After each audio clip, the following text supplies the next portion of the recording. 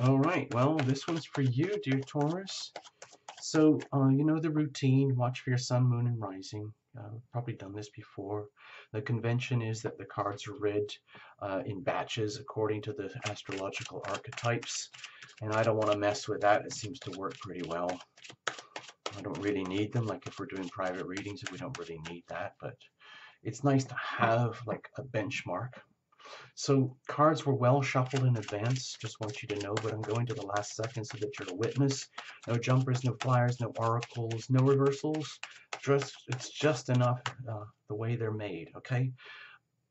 Before we get stuck in, I ended up giving astro doodle notes to everybody, so I might as well do the same for you guys. And you're going to see why in a minute. Hold on. So these are just calendar moments. You might want to put this in your calendar for the month. Starting March 31st, bang, right in, opening the door into April. You're coming out of this massive full moon with the Aries sun over here and the Libra moon here in a heavy, hard, tight T-square with all the Capricorn energy here in the middle with Saturn and Mars very, very hard, close together, like the supreme ultimate SWAT team fighters, like the military police. These guys do not mess around. They're putting tremendous pressure on everybody. Wherever this lies in your chart, wherever this blue thing lies in your chart, that's where you're going to feel it. Okay? No matter your sun, moon, and rising, this will be there somewhere. Just letting you know. And it's going to put tremendous pressure on your relationships about how are you being your most true authentic self while still allowing for the significant other to be themselves, and vice versa. It's very important to be with someone who is respecting you too in the same way, letting you live and let live. Okay. Next date we have, of course, is the new moon, April 15th. Just putting that here. Again, a lot of pressure between the Capricorn Aries dynamic, heavy squares here. I don't know where that's going to sit in your chart. It could be anywhere for you. Just letting you know. So just make a note of the date. If you're feeling a lot of pressure there somewhere in your life, it might be because of there's a lot of pressure on the Aries sector in your chart, wherever that is. Okay? Over here, there's a passing moment. Again, more stress. We could move past that. It's April 21st. It's a very, very stressful alignment when we're in the Cancer moon, okay? It's a very tough opposition, multiple oppositions with heavy squares all at the same time. Now here, dear Taurus, is where it gets fun. Okay, so April 29th, mark this in your calendars. We have the Taurus Scorpio full moon that brings you into Taurus season with a bang. Okay, so the energy of your most fundamental relationships, the one-on-ones, the business contracts, the spouses, the live-in lovers, all of that, it's going to be brought right into your face about what is working, what is not working. It's very supported heavily by the Capricorn energy here, so you might uh, enjoy this awakening as it happens. But just know that later on in May, I haven't got it on the notes here, but I'm going to give you guys in particular a heads up. In May, everything changes big time for all Taurus, okay? There's going to be the Taurus new moon, May 15th, and on the same day, Uranus moves into Taurus for the 7-year cycle. It is life-changing for you, Taurus. It's a very long-term 7-year cycle, so you might not notice it or feel it immediately, but typically when Uranus moves into Taurus or any shifts into the next sign, there's some kind of global cataclysmic shake-up, wake-up event. The big one, I think the last big one was 2011. Uh, Massive global. There were a lot of earthquakes at the time. And some of them, I think it was the Fukushima one, really, really shook the global stock markets. Okay. So please understand with the Uranus and Taurus energy, that's very much to do with money, finances, wealth, banking. There's going to be huge, huge earthquakes in those sectors of the world globally, and it will impact you in your life personally as well. Huge changes happening in your life starting in April. You might already start to feel the rumblings of the earthquake energy now. depending on what degree of Taurus sun that you have. If you need to, you can come into TAURUSillumination.com and we can get into it in person if you like. We have plenty of time, don't worry. All right, let's keep going. I didn't want to scare you with that. I just wanted to put those moments on your calendar so that you're aware, so that you are not taken by surprise by these, uh, let's say, energy patterns, okay? Just like the weather, okay? So we're pretty much ready. Cards are well shuffled in advance. No jumpers, no flyers, no oracles, no reversals. And we're going to use the journey of the heart spread. It's nothing to do with love and relationships, but you know, with the Aries season right now for you, it's sort of like your 12th house energy. So you might be feeling a little bit below par, kind of like sickly and weedy and wimpy and just wanting to hide and go home and stay curled up as all of the year-long cycle comes to an end of the last Taurus cycle. It's all over now. It's coming to an end. It's the end of the end of the end of that cycle. It's going to start all over again in May. With the Taurus energy. So for now, if you're feeling a bit under par, that would be perfectly normal for Taurus, okay? Cards are shuffled. Please bring your angels into the room, into the reading like I do for Tarot Illumination so that it's a group effort so you don't have to handle all of this on your own. So I'm going to break it up in a very different way. There's the cut, and now we're going to read. Dear Taurus, here we go. Bless you. Here is the heart core energy of you pulsing, asking, this is what I need, this is what I want. Please listen, Taurus. The heart is beating with you for your whole life, all day, every day, pumping the nutrients, absorbing the nutrients from the system and pushing it to wherever it's needed in your body, and then simultaneously moving all the toxins and the wastes out into the waste system. So it's a very, very powerful organ. And it's the core essence of you, and a lot of us ignore that. So let's pay attention. Okay, over here, legacy energy. This could be anything. You might be going up and down. There might have been cycles. You know, the eclipses, the Leo Aquarius eclipses, those might have been very hard on you. Who knows? Maybe the big March Pisces cluster might have been tough on you. Maybe you're doing really well and you're riding high. Over here is the energy of the ever-present now, where you hold your power. There's not a lot of awareness of what we call the past or even the future. It's like the energy of being totally immersed in the things that you love, or the tasks or the challenges at hand, not being owned by them, but in alignment with them. In other words, not being owned by intense fear and fright and all the fight and flight type of scenarios, but more just being in the zone, more like being an artist, or more like being listening to music, that kind of energy where the only thing that counts is now. And this is where you have your power. Okay?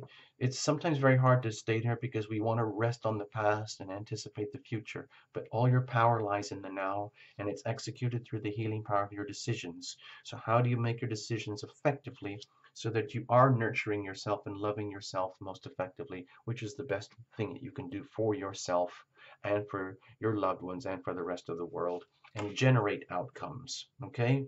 Accordingly. So you don't have to live by fate. You don't have to live at the mercy of stuff that's out there, outside of you, okay?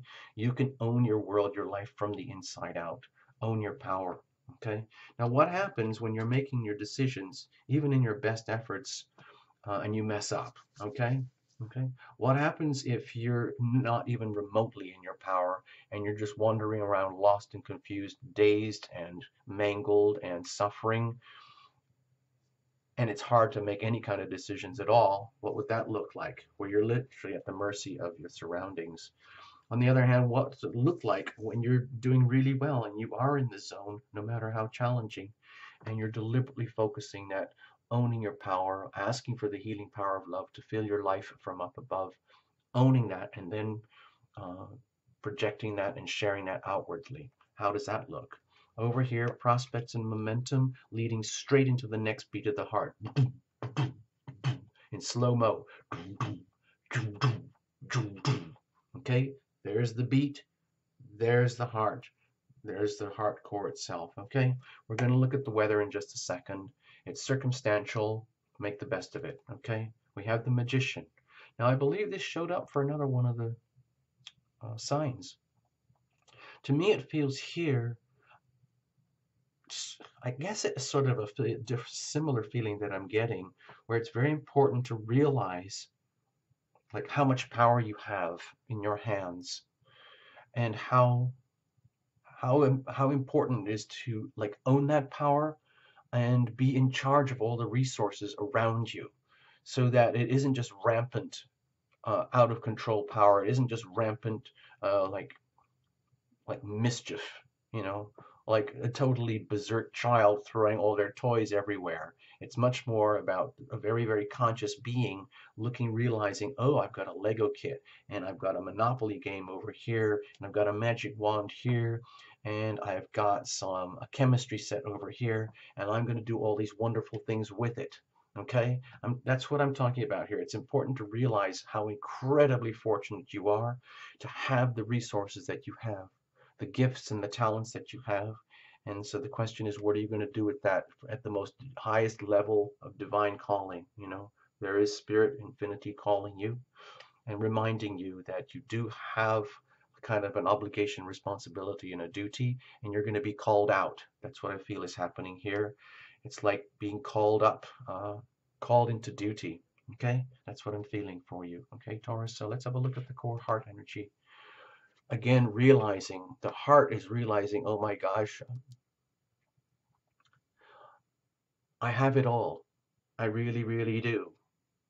This is the energy of having the happy family, the happy home, and realizing it, understanding you own that at the core of you. It's a very, very, very wholesome, good energy to own at the core of your heart. And the core of your heart wants to share that and let it be known that you have the abundance, you have the love, and it's tangible. It isn't just a concept, it isn't a thought, it isn't a wish, it isn't a destiny or a journey. You have this, you actually own this, Taurus. I'm very, very happy to read this for you. I'm very happy to read this for you.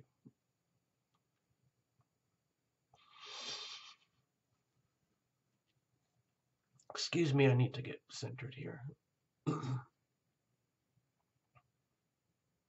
It's like you've earned this, your heart has earned this. You've probably been through a tremendous amount to get to the point where you can own this, and it's like having a legacy, or it's almost like you have an infinite supply of the things that really count in life, the things that people can't take away, the love of family, the love that you have, the love that they have for you, and everything that can be shared in your world and your community. And your heart owns that, literally like having a massive bank account in your heart, having so much love in your heart, tangible evidence of love, not just dreams of it, the evidence of love. It's like you're radiating that. This is not a love reading, okay? This is not even a cups card, but that's what I'm feeling here for you, okay, Taurus? What are you bringing in with you?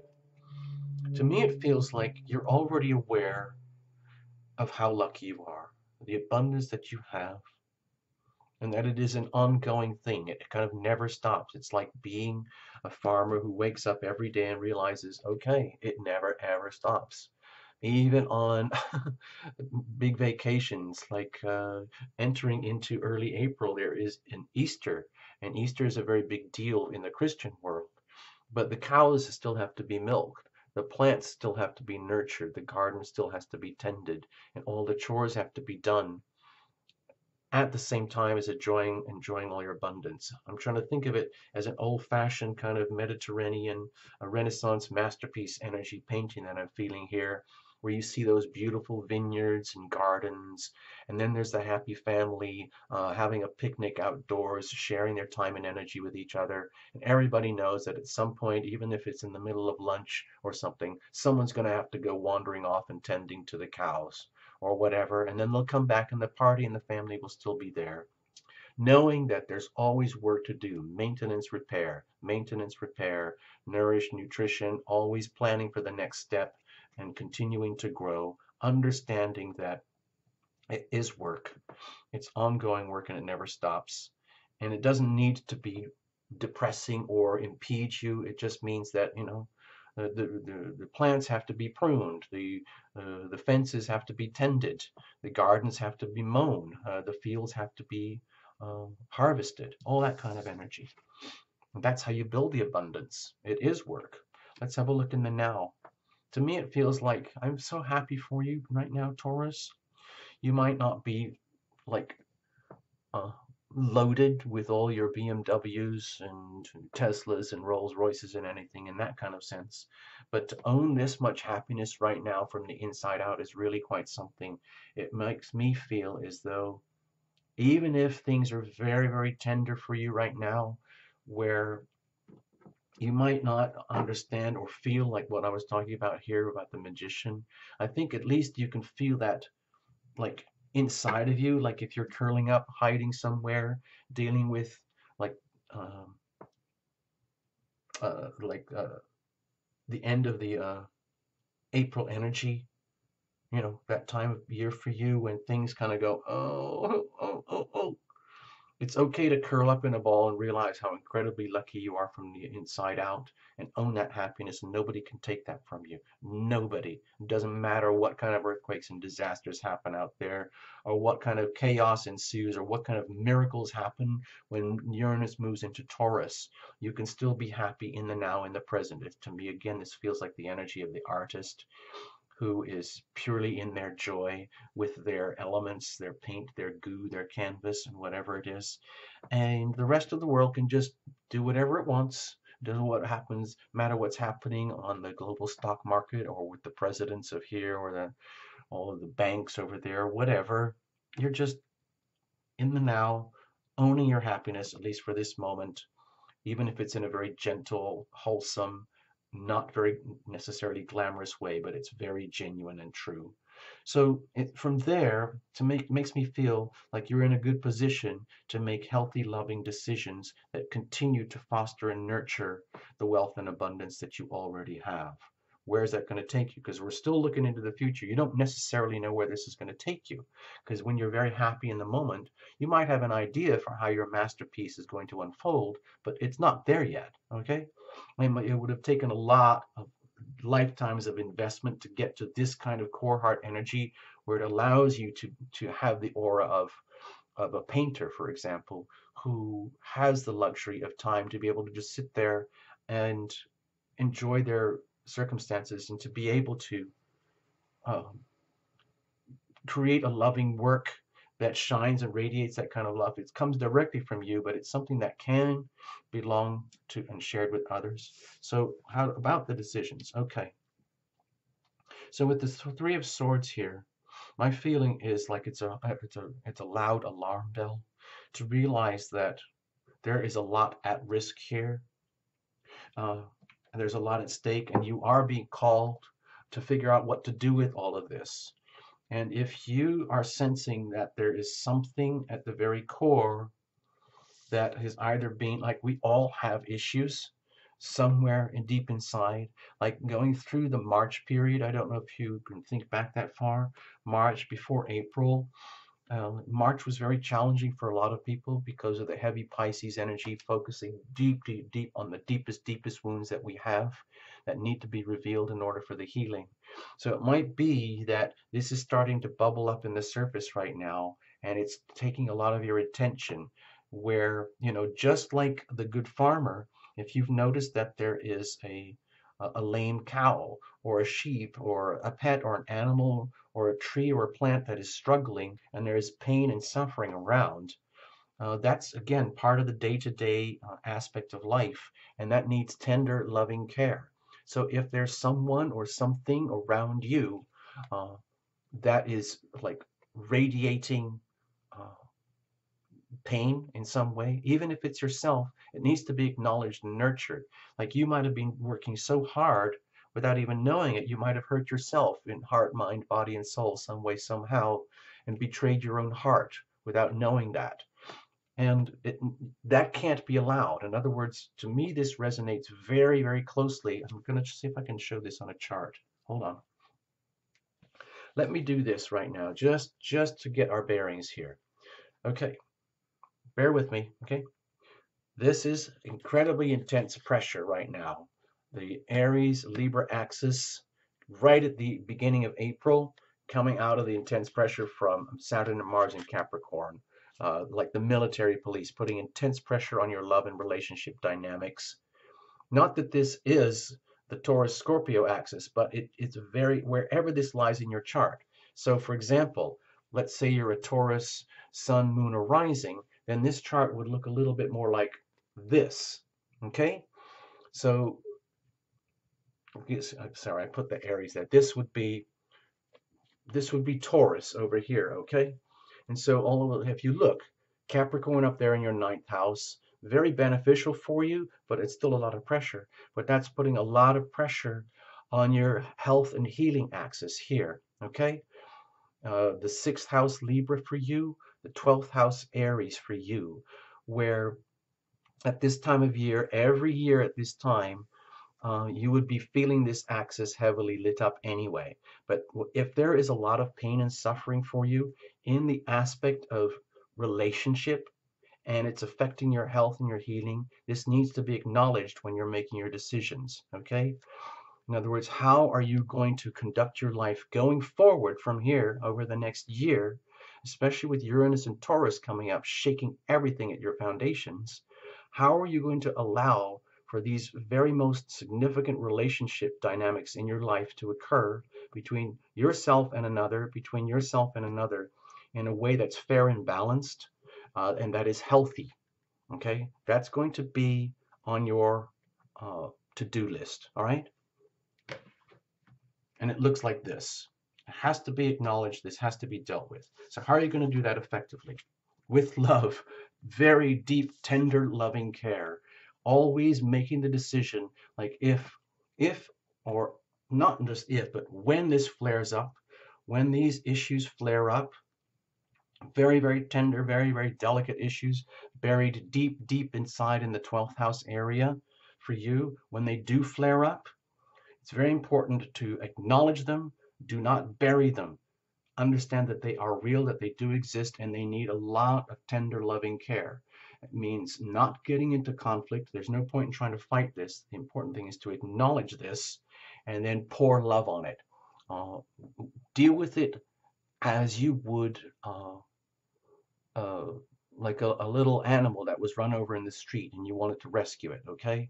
Whether it's you, whether it's a loved one, whether it's another someone else, whoever, whatever it is, um, do this with tender, loving care, especially if this is you, where you are the one actually carrying the energy of a broken, damaged, or triangulated heart in some way, shape, or form. You can't solve this by pushing it or burying it or pruning it. It needs to be treated with love, very, very gently, just like you would rescue a wounded animal, like pet rescue, even if it means pet rescue for yourself, okay? Treating yourself very kindly, very, very lovingly. That's how you do this. That's how you handle this red alert in that department of your life. Okay, consequently, it might disorient you. And I feel this is very much to do with the hangman energy here would be like, if you see how the pulse opens here, like boom, boom, boom, boom, boom, boom. I'm seeing this much later in the month where this hangman energy is relating very closely to the Taurus Scorpio full moon uh, that is going to kind of accentuate the energy of relationships, where this might become more vivid and more specific and more defined, but it could also simultaneously could be very disorienting for you. Now, this is not a love and relationship reading, okay? I'm just giving you my perspective from the spiritual angle here, especially with the core theme of Tarot Illumination being love and healing, especially about bringing in the healing power of love into our life and our world. Okay, so it might be very disorienting because my feeling here is that you're going to really start to feel what's heading your way in in May, with the big Uranus in Taurus ingress and the new moon there as well. It's going to be very life-changing to the point of totally disorienting, in some ways. And my feeling is that this energy here is about doing all the tidying up and alignments that are going to be necessary in order for you to live through what could be a very significantly disorienting and life-changing pattern doorway that's opening up for you. And the only way to deal with it is to allow it. There's no point in trying to fight it. You have to allow yourself to change and shift, which can be tough for Taurus because you like things to be this way. This is almost like a Taurus card, like everything locked down, everything working, like the security, the family home, the castle, the foundations, everything um, going great. And then all of a sudden, realizing that time moves on and things get really shaken up and disoriented, like to the level of earthquakes, cataclysmic type earthquakes. Okay, so it could be very disorienting, but so long as you know that in advance, that doesn't have to cripple you. You can say, okay, this makes total sense given what Tarot Illumination was talking about with the Uranus and Taurus kind of thing. Okay, so let's keep going. What happens if you ignore this very loud alarm bell and you pretend that everything's going to be rosy and perfect all the time forevermore? What happens if you forget? You get stuck. It feels to me like you get stuck in the past. You end up stuck in the mud. You end up stuck like in a roadside ditch, and it's very, very hard to get out. And the natural ending of a life cycle uh, is suppressed and blocked, where it's not allowed to end officially. It's like forcing the past to continue and not allowing the future to unfold. However, when you do address this very potentially painful energy that needs to be exposed and healed and dealt with, and you treat it very, very gently, thinking over the long term, like you don't want to mess up the legacy and the foundations that you have, just allow for the new to unfold and allowing that it's going to be very disorienting in some ways. Then it allows you to end what I would call a significant lifestyle package deal and allow for the beginning of a very brand new and very different lifestyle package deal. In other words, it's the end of one huge movie for you, Taurus, and it's the beginning of a brand new movie. And we don't know the screenplay yet. Nobody has issued a copy of the screenplay, okay? Not even to you, Taurus. Not even to Tarot Illumination. So I'm not going to try and predict the future here. All I'm doing is giving you a heads up of my snapshot feelings of what I'm sensing here, and then it's up to you how to deal with it. Momentum here. Okay, what it makes me feel is that as April progresses and you realize your good fortune and you realize it is almost like your duty and responsibility to act and optimize yourself to maximum power, maximum radiance, like a lighthouse here, understanding that you've got so much already, but understanding that things are going to change inevitably. There are some serious issues that are going to come to the surface, and decisions are going to have to be made, like that are going to pivot around this very core issue here. And in so doing, it's going to expose what we were talking about here, the disorienting aspects that are going to start to happen in your life, in your world, um, from the middle of May onwards. You're already going to really feel the rumblings coming up to the middle of May. We're just not there yet. I'm just going to give you kind of a long-term reading here. I guess that's what's happening. Sorry, I didn't mean to. But this is a very long reading in itself. I didn't mean to go on this long. All I'm sensing here that with the devil is that you're going to become very aware of how bound you are to the goodness that already exists.